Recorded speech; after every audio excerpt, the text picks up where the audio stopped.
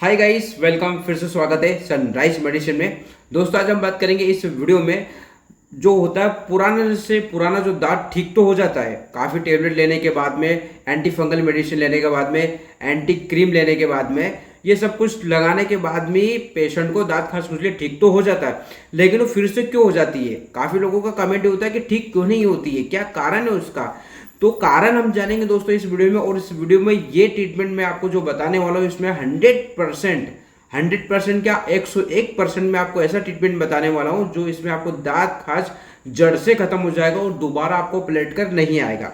उसका कारण भी जानेंगे और आप क्या क्या गलती करते हो, क्या कौन कौन सी मेडिसिन लेते हो जिससे डबल उपक्कर आता है, यानी वो उभर के आता है। ठीक तो हो जाता है, दब भी जाता है। आप ऐसे सोचते हो भाई एंटी फंगल दांत खाज हमें जड़ से खत्म हो गया, लेकिन वो खत्म नहीं हुआ, वापस पलट के आता है। उसमें कौन कौन सी आप मेडिसिन लेते हो, कौन कौन सी आप मेडिसिन लेने पर गलतियां करते हो, तो सब कुछ हम बात करेंगे दोस्तों इस वीडियो में। क्योंकि वीडियो को पूरा देखना है, वीडियो बहुत ही इंपॉर्टेंट होने वाला है आपके लिए। आपको पूरा अंत तक देखना है, तभी आपको समझ में आएगा इस ट्रीटमेंट के बारे में, ठीक है। और जानकारी अच्छी लगती तो और भी लोगों को शेयर करना है। और दोस्तों प्लीज़ यार, चैनल को सब्सक्राइब नहीं किया तो प्लीज़ चैनल को सब्सक्राइब कर लीजिए, ठीक है। तो दोस्तों चलो वीडियो को आगे बढ़ाते हैं। आखिर ठीक क्यों नहीं होता है दांत खाज खुजली, ये क्या इसका कारण है, ठीक है। तो पहले हम जानेंगे दोस्तों कारण, ठीक है ना। क्योंकि दांत खाज खुजली के लिए मैंने एक और वीडियो बनाया है, फुल डिटेल्स में बनाया है। और रिंग वर्म और एक्जिमा में क्या अंतर है, इन्हें कैसे पहचान सकते हैं, ये वीडियो मैंने बनाया है। मैं आई बेल बटन पर दे दूंगा, वो जाकर भी आप देख लेना। लेकिन हम इसमें सिर्फ जानेंगे कारण क्यों होते हैं और क्या क्या गलतियां होती है इसमें, ठीक है। तो दोस्तों पहले जानते हैं कारण। देखो, कारण अगर आपने जान लिया तो आपको उसका इलाज भी समझ में आ जाएगा, ठीक है। तो कारण, उसके बाद में फिर आपको पहचानना पहचानना बहुत जरूरी है दोस्तों, क्योंकि फंगल इन्फेक्शन जो होता है, स्किन जो डिसीज होती है बहुत तरीके की होती है। रिंग वार्म होता है, एक्जिमा होता है, सोरासाइसिस होता है, उसके बाद इसके बीज होता है। तो इन सब डिसीज को आपको पहचानना बहुत जरूरी है। तो इस पर मैंने बहुत ही एक टॉपिक पर एक वीडियो बनाया है, वो भी जाके आप देख लीजिए।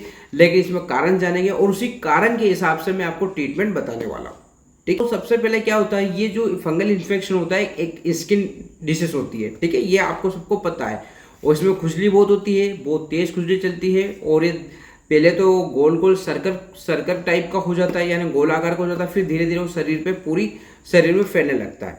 तो इसमें सबसे ज़्यादा गलती क्या करते हैं, इसमें स्टेरॉइड मेडिसिन नहीं लेना है, स्टेरॉइड मेडिसिन नहीं लेना है, क्रीम नहीं लेना है। अब मैं ये नहीं बोल रहा हूँ कि स्टेरॉइड लेना नहीं चाहिए, स्टेरॉइड कोई गलत नहीं होता है। स्टेरॉइड बनाया है मेडिसिन को अच्छी के लिए कि भाई स्टेरॉइड लेना चाहिए, लेकिन स्टेरॉइड लेने का आपका सही तरीका क्या है ये आप नहीं जानते। तो सबसे पहले है कि फंगल में आपको स्टेरॉइड मेडिसिन नहीं चलाना है, ना ही क्रीम लेना है आपको, ठीक है। तो पहला ये गलती करती है, आपको ये गलती नहीं करना है, ठीक है। उसके बाद में कुछ क्या इंट्रोकोनोजोल फ्लूकोनोजोल मेडिसिन बहुत खा चुके हैं, बॉडी में रेजिस्टेंस हो गया है, यानी कि उसके खाने के बाद में कोई काम नहीं कर रहा हो, तो आपको इंट्रोकोनोजोल और फ्लूकोनोजोल में मेडिसिन नहीं बताने वाला हूँ इसमें, ठीक है, ठीक है। तो सबसे पहले जान लेते हैं इसके कारण। तो कारण के हिसाब से मैं आपको ट्रीटमेंट बताने वाला हूँ। तो व्यक्ति को कारण पता चल जाएगा और उसी हिसाब से अपन ट्रीटमेंट बताएंगे तो बहुत ही जल्दी ठीक हो जाएगा। तो सबसे पहला कारण ये होता है कि जो फंगल इन्फेक्शन हमारे शरीर में बढ़ता है, एक तो बैक्टीरिया की वजह से, वायरल की वजह से। उसके बाद में हाइजीन मेंटेन नहीं करने के कारण भी फंगल इन्फेक्शन बढ़ जाता है, ठीक है। उसके बाद में किसी किसी को क्या होता है, स्किन जो होता है, इम्यूनिटी सिस्टम बहुत कमजोर हो जाता है, उसकी वजह से भी ऑटो इम्यून डिसीज के कारण भी ठीक नहीं हो पाते हैं फंगल इन्फेक्शन, ठीक है। उसके बाद में किसी किसी व्यक्ति को क्या होता है, ड्रग साइड इफेक्ट हो जाता है, तो उसकी वजह से भी एक कारण ये भी होता है, ठीक है, ठीक है। उसके बाद में फिर क्या, किसी तरह की मेडिसिन आपने ली है, तो किसी तरह की मेडिसिन लेने के बाद में आपको एलर्जी हो गया है, तो इसके कारण भी आपको फंगल इन्फेक्शन बढ़ता जा रहा है और उस हिसाब से आपको ट्रीटमेंट नहीं ले रहे हो, ठीक है। नॉर्मल फंगल इन्फेक्शन ले रहे हो, नॉर्मल ट्रीटमेंट लेने से क्या ये ठीक नहीं होगी। तो इन कारणों से भी आपको, इन कारणों के हिसाब से मैं आपको ट्रीटमेंट बताने वाला हूँ और 101% आपका जड़ से खत्म हो जाएगा, ठीक है। कारण दोस्तों बैक्टीरियल की वजह से हुआ। तो बैक्टीरियल की वजह से हुआ तो हमें सबसे पहले मेडिसिन, एंटीबायोटिक मेडिसिन चलानी होगी। इसमें एंटीबायोटिक मेडिसिन आपको लेंगे, इसमें क्लिंडामाइसिन मेडिसिन आपको 300 mg की टेबलेट आपको ओडी में चला सकता है, ठीक है। 300 mg की मेडिसिन आपको ओडी में चलाना है। और अगर आपको, ठीक है, उसके बाद अगर आपको क्रोनिक दांत हो तो उसमें आपको 300 mg की बीडी आपको चला सकते हो, ठीक है, सुबह शाम ले सकते हो, ठीक है। आपको क्लिंडामाइसिन क्या होता है, थोड़ा सा महंगा होता है, थोड़ा सा कॉस्टली होता है, तो इसमें मैं आपको एक सलाह दूंगा, डॉक्सीसाइक्लिन लैक्टिक एसिड की 100 mg की टैबलेट भी आप ले सकते हो। तो अल्टरनेट में मैंने बताया दो में से किसी एक मेडिसिन को आप चला सकते हो, ठीक है। दोनों टैबलेट में से आपको एक ही टैबलेट चलाना है। ये शुरुआत में आपको 10 दिन चलाना है, उसके बाद में 10 दिन के बाद में आपको 7 दिन तक आपको ओडी चलाना है, ठीक है। तो ये हो गया आपका एंटीबायोटिक, हमने बैक्टीरिया ये कारण आप कवर कर लिया, ठीक है। अब उसके बाद में एंटी फंगल मेडिसिन चला जाएगी। अब एंटी फंगल मेडिसिन में मैं इंट्राकोनाजोल जो होता है, किसी व्यक्ति को ज़्यादा बॉडी के अंदर रेजिस्टेंस हो गया, बहुत ज़्यादा अब्जॉर्व हो गया, तो वो रिजल्ट यहाँ पर नहीं दिया जाएगा, ठीक है नहीं। तो इसमें क्या होगा, एंटी फंगल में आपको एंटी फंगल मेडिसिन में चलाएगी दोस्तों ग्राइसिफ्लेविन 250 mg यानी 250 mg की टेबलेट आपको सुबह शाम लेना है, ठीक है, एंटी फंगल में। और उसके बाद में एक मेडिसिन आपको लेना है टर्बिनोफाइन टैबलेट, ठीक है। ये टैबलेट आपको दोपहर में लेना है, ठीक है।